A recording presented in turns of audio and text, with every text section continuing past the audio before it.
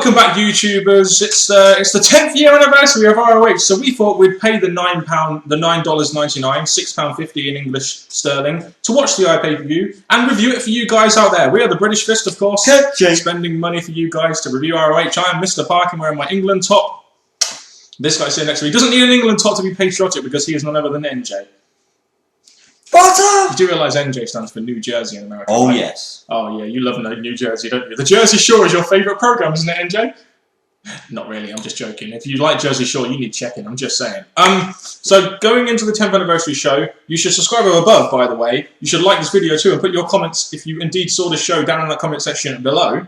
You should make sure you contact us in the link to the description box below. Yeah, and I really shouldn't have moved on so quickly, should I? I think I'm just looking forward to bashing this show. But, right, so 10-year anniversary show for ROH. It comes about a month before their two shows down at Showdown in the Sun. Going into this iPPV based on the build we got from the TV show, I think it's fair to say that with the main event as it was and with the very little build it had, we weren't really expecting too much from this. We felt it was just a filler show, really, essentially. Sadly, as you've heard, especially from me, the TV shows didn't give us the greatest of feelings. So, segments that were good, but coming to the pay-per-view, we were hoping for a big payoff, and we'll get to our opinions as we get through the match. The fact this whole pay-per-view was basically, the main event was basically, Davey Richards versus Eddie Edwards again, just says how little really Cornette is really knowing about the business right now and how to really try and get people's interest in the business because it's just getting boring right now.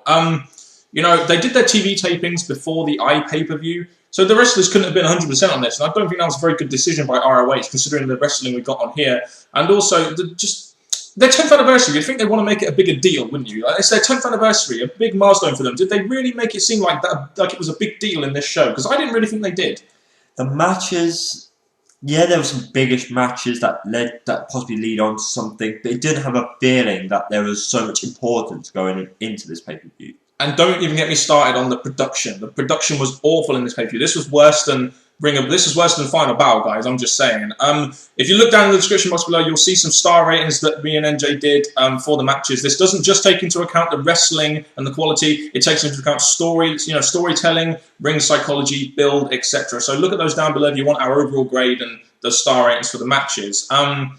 We open up with Kevin Kelly and Nigel McGuinness talking about professional wrestling not being dead. For the last 50 years, we have had stories and shit in wrestling. It's, not false entertainment. Again, with them being RH marks and that part of RH, they're going to lift up as much as they can, yes. The two commentators are RH marks.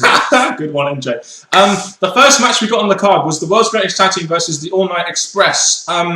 This really had no build. It was kind of just thrown on the card at the last minute. So really, it didn't really have that much build. We had words from the ANX, kind of like an inside ROH segment before the match. But the production was just, you had crowd noise mixed in. You couldn't really hear the video package. It just sucked, didn't it? It didn't help this segment. No, it didn't, Dan. Yeah, so you can't even hear NJ over my voice. I'll say this though. This was Rhett Titus's return from injury.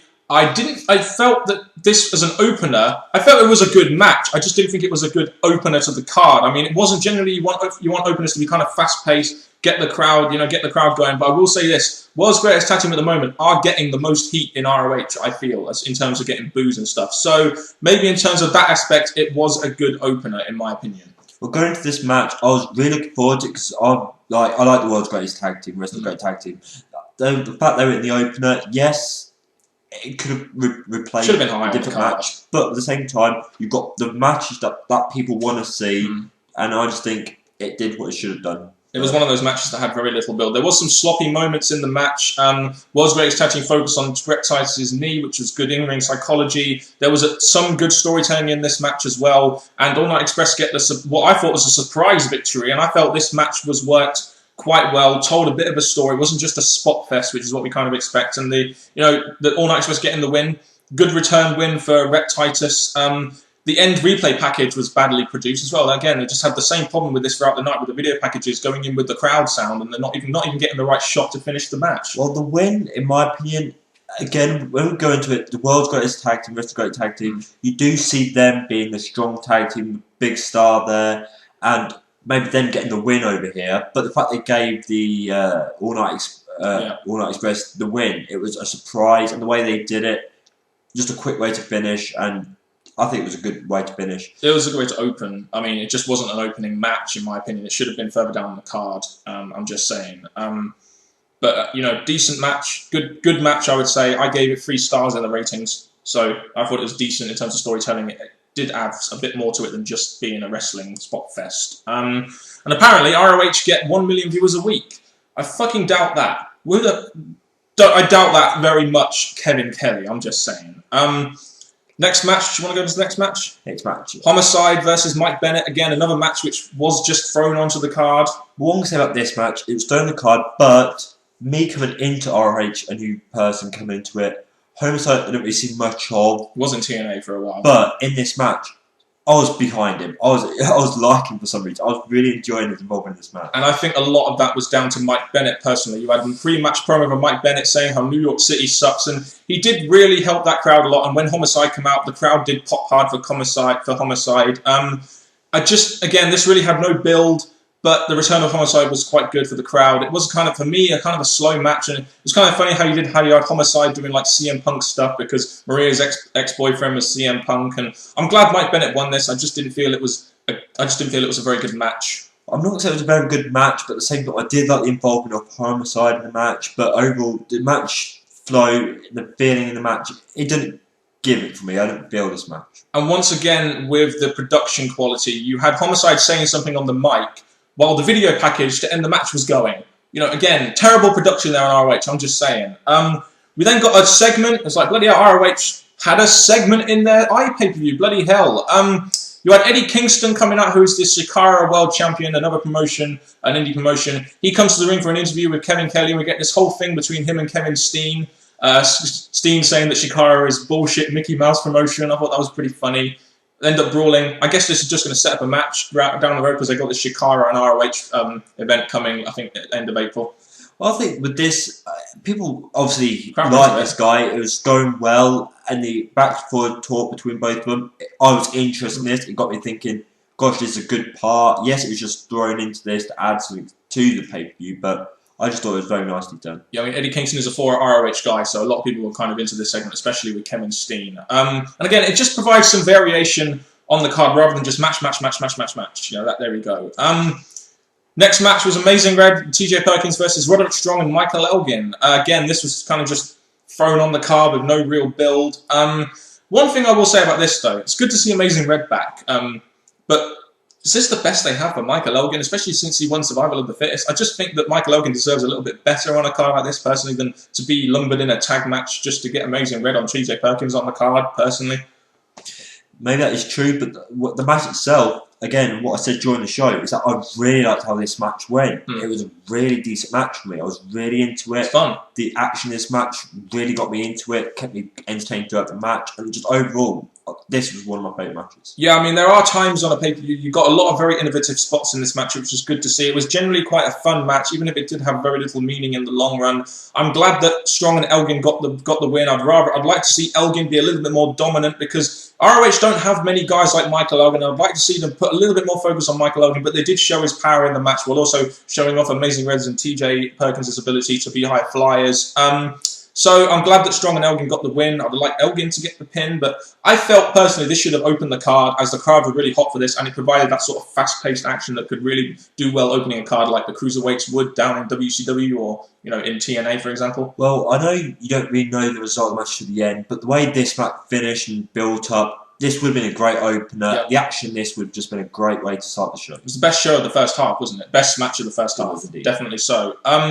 Then we move on to our TV title match. A match that had, I guess you could say, minimal build. They tried to build it, but they didn't really have much interaction on the TV show. Jay Lethal versus Tomasso Ciampa with the Embassy for the ROH World TV Championship. And we got words from Ciampa before the match, which is all fine and good. And this is Ciampa's first title match as well. It's just that as soon as they said, it's going to be a 15-minute time limit, you knew it was going to be a draw, didn't you? It's just a foregone conclusion that they always go the fucking time limit draw. And this is the one thing I really don't like about ROH. One of the reasons why I don't enjoy ROH as much as maybe I should. The time limit matches, yes, it gives them a way to end the matches in a non-clean way. But at the same time, it just really ruins what's been happening in the match to get to the ending. And this is an example of it. I feel, in my opinion, it's time to move Jay Lethal out of this TV title and put him in the main event, personally, because they do need some main event. We can't just have Davey Richards, Roderick Strong, and Eddie Edwards in the main event throughout the whole of 2012. Need to maybe move Jay Lethal into that main event scene. But overall, I mean, the first 10 minutes of this match were pretty bleh. It didn't really get good until the last 5 minutes. There was one spot in the match where Lethal no-sold Ciampa's knees, which I thought was really stupid in my opinion, especially when you're trying to put over the fact that Ciampa is this dominant alpha male guy, and they did generally book this match pretty well in my opinion. I know it went to a time limit draw, and that sucks, but you know, you had Ciampa looking strong at the end. He left with the belt. We'll see what happens there, and Lethal retains while Ciampa remains undefeated. So I didn't have too many problems with the booking, really. Even though it had a time limit match, when there was that knee smashing thing, I thought, wow, this match could actually finish, and we get a new TV champ. And as Dan said, move Lethal upwards, but they didn't do that, and the way they finished the match is making me think there's going to be a rematch, and eventually they're going to give Ciampa the championship later on. I would be all for that, personally. I'd like to see Mike Bennett get the TV championship, but Ciampa's the next best thing, in my opinion. They have two heels in that sort of TV title position, and I think Mike Bennett would probably be a better TV champion. Next, we had the intermission, though. We were always going to get the intermission after this match, weren't we? 4 matches in, intermission. They had like the top 10 moments of ROH, but it's an intermission. We didn't really give a shit. We move on. The first match after the intermission was the Briscoes versus the Young Bucks in an ROH Tag Team Championship match. Again, this had very minimal build. They didn't really have any, interaction on the TV show. It just felt like a filler match for the Briscoes to win, and that is exactly how this match went. It went about 10.5 minutes, and it was literally it felt to me like a filler match, pretty much. Even though it was a filler match, for what I've realised over these last couple of weeks, is I've found my favourite ROH wrestlers. The Briscoe brothers, they are awesome, and very much, it was a filler match, but I really enjoy watching the Briscoe brothers. Yeah, I mean, it just didn't get enough time to be a good match. It was a decent match while it lasted, but it just didn't get enough time, which is why, really, it just felt like the Young Bucks were just filler opponents for the Briscoes to win. I imagine they're going to set up Briscoes and World's Greatest Tag Team at Showdown in the Sun for the tag titles and have the grudge match between All Night Express and the Young Bucks. That's probably what they're going for here, so it just depends, who would have the titles at the time. And I think it's right to keep the titles on the Briscoes because they are in a very entertaining tag team, like you said. True. And even though Briscoes retained, I'm not going to say the Young Bucks did get booked quite well in this match, so even though it's a filler match, it didn't do bad for the Young Bucks. No, and I think, to be honest with you, it's no wonder that the Briscoes became face at Final Battle, because you put them against the Young Bucks at Glory by Honor 10, and it's like, and you sitting there thinking, well, no wonder the crowd loved them at Final Battle, and you had that bullshit Final Battle tag team title match, where the World's Greatest Tag Team turned heel, and the match didn't really flow at all. This is the one match on the card next that I was giving a shit about. It was nowhere near as good as Steen versus Carino, but Kevin Steen versus Jimmy Jacobs, who came up with Steve Carino in a no DQ match. You had Carino coming out saying that, they need to move on, and then the old Jimmy Jacobs come back with the spike, and I thought that was a really good... This told the best story of the night, in my opinion, which is why I gave it 3.5 stars. Well, with this match, again, the thing I realised about this match is the usage of the spike added blood and some big to this match. There was a lot of ooh-ah moments, that's what this match should bring. Yes. So with Kevin Steen able to be dominant. This match did bring a lot to this pay-per-view. It was nowhere near as good as Carino and Steen at Final Battle, but it was still a good hardcore match. You had Jacobs questioning when he used the spike and was literally in shock, and then it led to Steen winning. Like I said, it told the best story of the night. There was a decent amount of spots in this match, not really enough to warrant 4 stars in my opinion, but it was still a good hardcore match. It was definitely the match of the night in my opinion. And this match clearly shows what I'm saying. If Steen drews blood, something's going to happen. Yeah. Steen has to be in the main event soon, in my opinion. You had and again with the bad production, you had a video package going on during the ring announcing. Come on, ROH, this is better than this, I'm just saying. Then we move on to the main event, which we really did not give a shit about, did we? Just saying, we had Davey Richards versus Eddie Edwards at Final Battle 2011, which we really couldn't give a shit about. The build was so boring. And again, it's just another iPPV where Davey Richards doesn't defend his ROH World Championship, and the guy's title reign has been so boring. It's the worst title reign ever, and the build-up to this match was so boring, and the fact we're getting this shit again really shows that Jim Cornette is losing it. And, we're getting the same shit again between Davey and Eddie, and it's just not entertaining. They needed to finish this at Final Battle and move on, but they're not.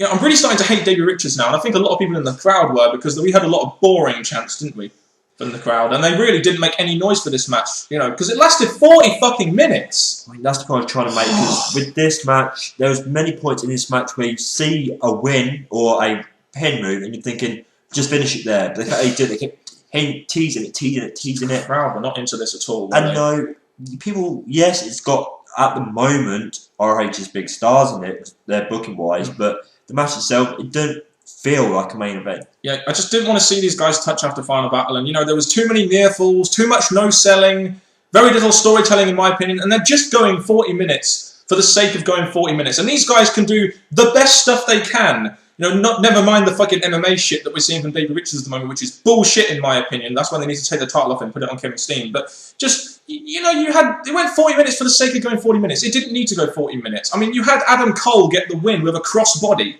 know, after all that, how does the crossbody build up to that finish? It just doesn't, because you had these going wall to wall during the match, and it just. What can you lead up to this? This was 40 minutes, and it just got boring after 20. Well, 2 points I want to make about this quickly is that when they had the submission move, both looking at each other, I didn't even start on the MMA shit. The submission move, again, it shows that they're trying to be better than each other. But moving past that, when it came to the ending, I actually really couldn't care how it finished. I just wanted it to finish. The fact they got a younger guy to get the win, it was kind of making me think that, wow, for that to actually happen, maybe you got an idea for him in the future, I don't know, but it was a match I didn't really care about. I mean, you got too much MMA shit in there, too much no-selling, decent storytelling, I guess. It's just that you had so many near falls, and it was just getting to the point where we really didn't give a shit. And when that happens in a main event in ROH, you know something is seriously wrong with your product and the people you're putting in these products, especially as their characters at the moment are just so boring. I could bash this main event so much. The action was good, but it just went on too long, and it got to the point where we just didn't care about it. We didn't care about the story it was trying to tell or anything. And Adam Cole got the win, which was quite surprising, on Davey Richards, the world champ. After the match, you had them respecting each other. You know, just, okay.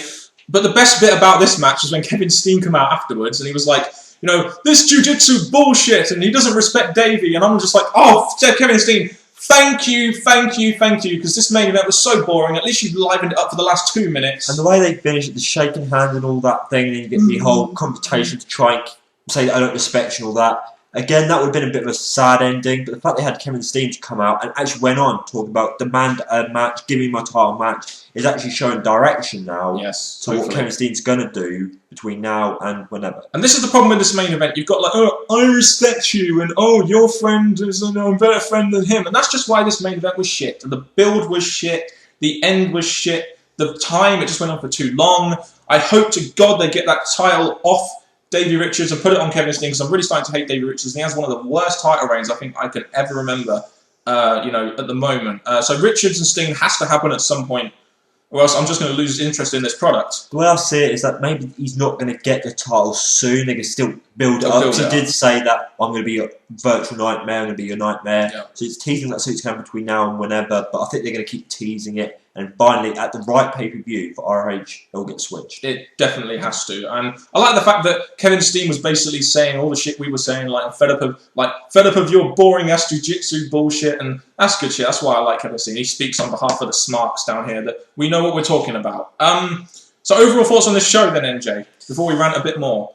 I didn't think it was the best pay-per-view. It had matches that maybe teased stuff at the ending, that led so that they could work on between now and the next pay-per-view, which was good. The TV title, the main event with Steen, that. So it's giving me a feeling that there's something there. Yes, it had matches that we said during the pay-per-view, but overall I just didn't think it was the best. It didn't really feel like it warranted an iPPV. I mean, the production quality was awful. The build was awful. The lead-up going into this was awful. There wasn't really too much excitement going in, especially with that main event. There was a couple of good matches on there. There was a lot of matches just thrown in with no build, so you know, we can't really care about something which has that little build. The main event was too long. The tag team title match just felt like filler. The Steen Jacobs match was good, just not as good as what we saw from Steen and Carino at Final Battle, which is understandable. The tag match with TJ Perkins and Amazing Red was pretty good. That was some good stuff in there. But overall, just a disappointing show. It just didn't have much going for it. And the main event really typified ROH's main event scene and, you know, quality right now, in my opinion.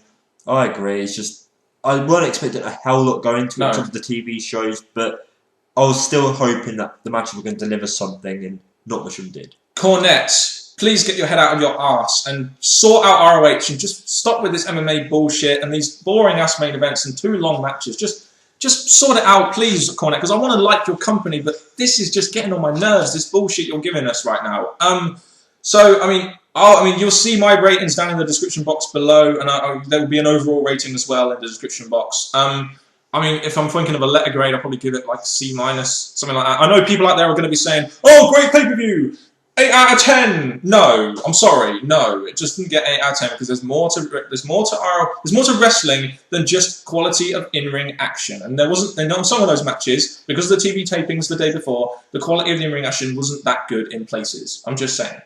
And I just didn't have a favourite match going into this pay-per-view. I come out liking some of the tag matches, but overall, Kevin Steen stole the show. Definitely so. Sorry this review went on too long, guys, but we had a lot to say about this show. Thank you very, very much for watching this. If you have, get your comments on this show down in the comment section below. And Kevin Steen was a great way to end the pay-per-view. So I think a great way to end this video would be for you to do the outro. Kevin Steen style.